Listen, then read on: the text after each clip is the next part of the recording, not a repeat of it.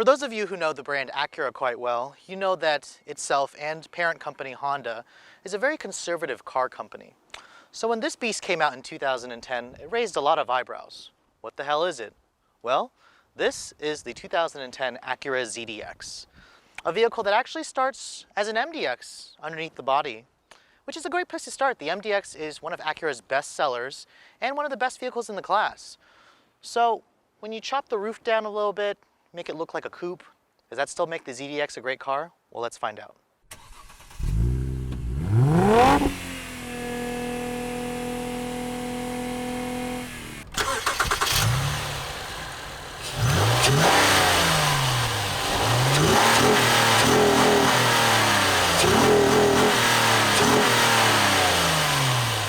So the big question remains, what in the world is the ZDX? Well, that's a good question. A question that I have a hard time answering myself. Well, let me tell you, BMW actually has the best answer for this car. There is one competitor of the ZDX, and that's BMW's X6. Now, BMW calls their X6 a sports activity coupe. Right, because it kind of looks like a coupe. Acura didn't really call that car a sports activity coupe because they can't really copy BMW. Although this is really the only competitor to the X6.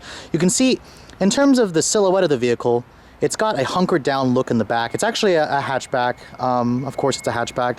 Acura kind of builds this thing more as a hatchback. It's not really an SUV just because it really doesn't have the utility of an SUV. Now the ZDX, like I said, was introduced in 2010. It's the first model year. It did introduce a couple of firsts for the Acura as a brand. It was the first vehicle to get Acura's new 6-speed automatic transmission. It was long overdue. It's starting to slowly be cycle down to other products in their lineup. Now you can see that it actually almost looks like it only has two doors. The rear doors do not have any visible door handles. They're actually in that little pillar right there. It's actually black. They did that on purpose to try to make the vehicle look more like a coupe. That sloping roofline really cuts into your headroom. I mean, I've shown you guys an X6 and you're gonna have to really duck your head to get into this vehicle. This vehicle was designed for, I guess, the baby boomers who have their kids that are all grown up. They wanted something more stylish but didn't necessarily want the same cookie cutter SUV. Now the thing about the ZDX is it's platform twin the Honda Accord Crosstour, which is called the Crosstour now. They're actually not the same car. The ZDX has a bigger 3.7 V6. It's got super handling all-wheel drive. There's no front drive model. I mean, it definitely exudes that premium Acura appearance, and it kind of reminds me of the vehicle that Batman himself would drive, I guess. Those 19-inch wheels are standard equipment.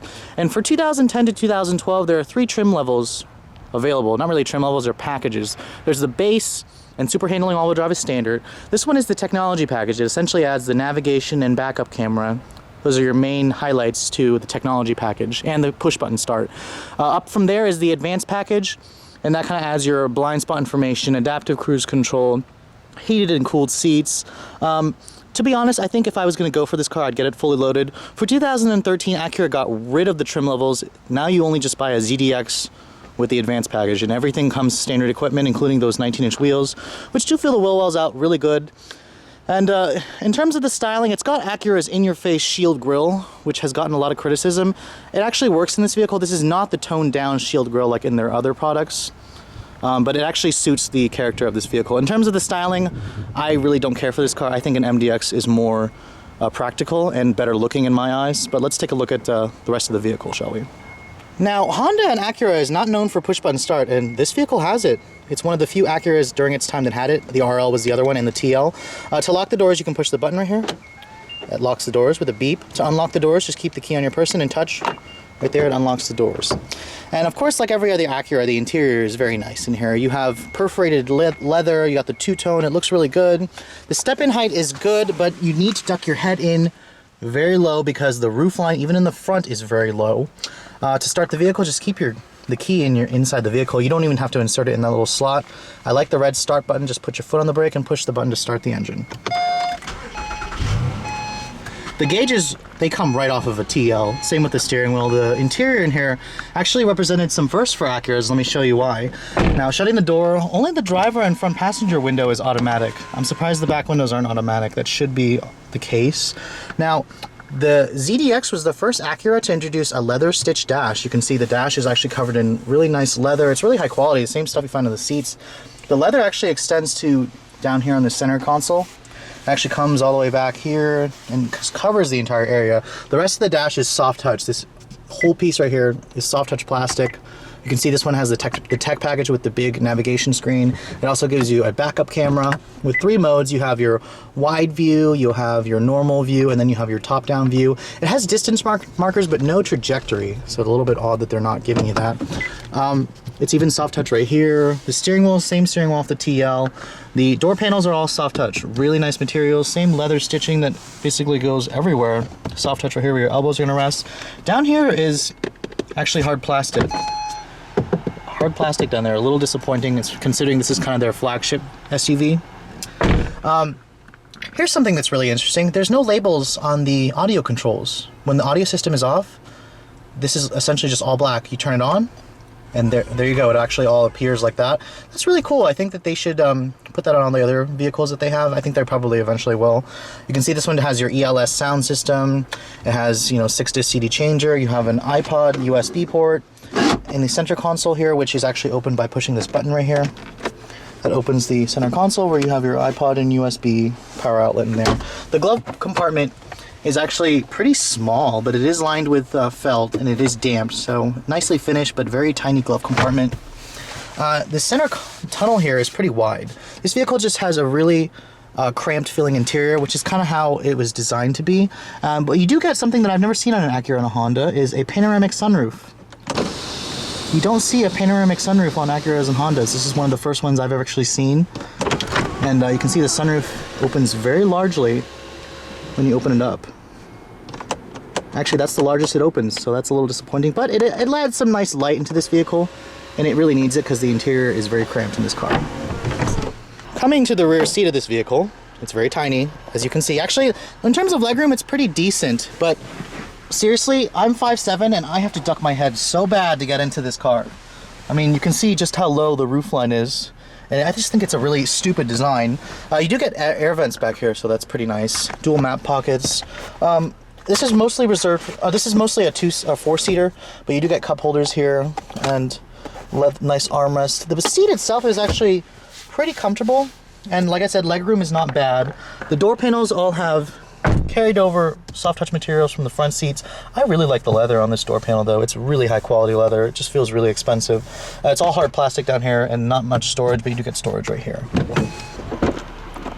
Now this vehicle does have a power tailgate, thankfully. I mean, it's an expensive car. You can see the cargo capacity is really affected with this silhouette or this swooping roof line. And I think that this is the reason why it makes this vehicle pointless. I mean, when you fold the seats down, you essentially get 56 cubic feet of space, which is actually a little bit less than what my Honda Fit offers. I know they're not comparing the two, but the MDX offers nearly twice the amount of space, and you do get some pretty decent storage, extra storage right here. And the cargo area is nicely finished, don't get me wrong. When you fold the seats down, they fold sort of flat, and it's nicely finished, like I said, and it just, in terms of cargo capacity, this is not something that you buy that you need to haul stuff in. The opening is pretty small. The liftover is pretty high as well. I mean, if you really do need cargo capacity, go for the MDX. This is essentially for those of you who want something more stylish than your traditional SUV.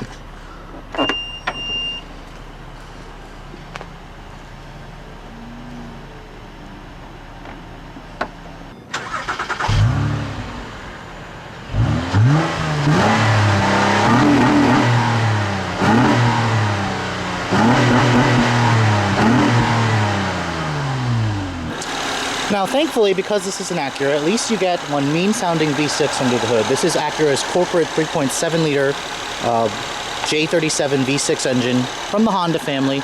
It makes 300 horsepower in this vehicle and 270 pound-feet of torque, paired with Acura's then first 6-speed automatic transmission. It moves the vehicle out pretty well, despite the fact that it weighs 4,400 pounds. The one thing I don't quite understand is the towing capacity has been greatly reduced from 5,000 pounds in the MDX to a wimpy and measly 1,500 pounds in this vehicle. So this, like I said, this is not a practical vehicle, but with a super handling all-wheel drive, let's take a look at how it drives. So for those of you who are in that niche category and actually want a vehicle like this, let's take a look at how it drives. Now, comparing to Acura's MDX, as I will be doing throughout the rest of this video, the visibility in here just sucks. The blind spot information should have been standard on this vehicle. and it's not. It is standard for 2013, so if you're gonna go for the newest one, the 13 model has it. Just because the pillar here is very thick, the rear end has no visibility whatsoever just because of that sloping roof line. It's just a horrible, horrible visibility in here.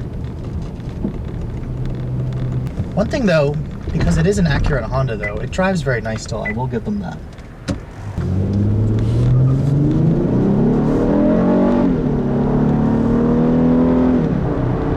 Now, for those of you who are wondering what is super handling all-wheel drive, well, it's a torque vectoring all-wheel drive system.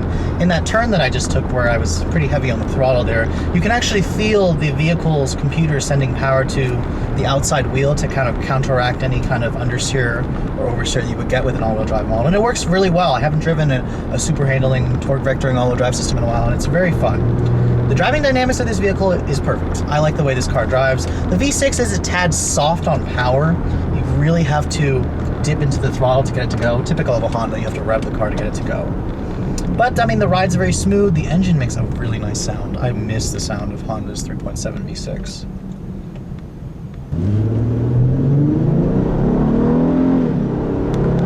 You can really hear that VTEC spike at 5,000 RPM. This is a pretty fun car. It does come with paddle shifters here, which is kind of like the paddle shifters in every other Honda Acura. It blips the throttles pretty well. And it responds well. It's nice that they give you actual paddle shifters. There's no manual gate here, just a sport mode and then the paddle shifters. So you can take your pick on how you want to drive your vehicle today. The seats in the ZDX are very comfortable. Acura always has had very comfortable seats. I wouldn't hesitate to take this thing on a long road trip, but you can see from the camera, I feel like my hair is touching the roof. The headroom in here is really quite a problem. I can't imagine anyone over 6 foot driving this car, fitting very comfortably in the interior.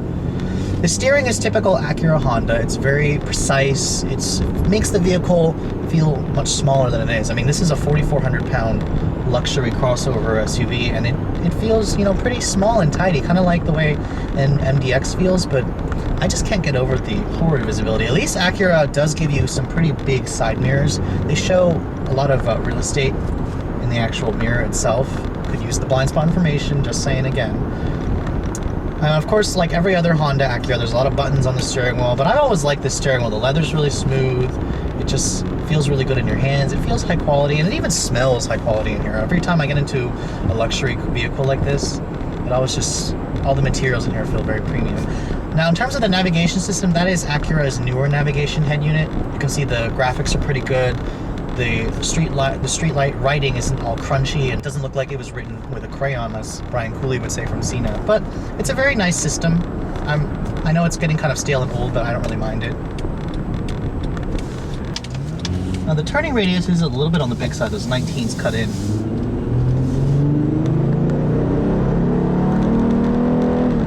Nice sounding V6 again. Now, should you buy this car? This car competes with the X6, and price-wise, it actually is a pretty good bargain. It's $10,000 cheaper than an X6.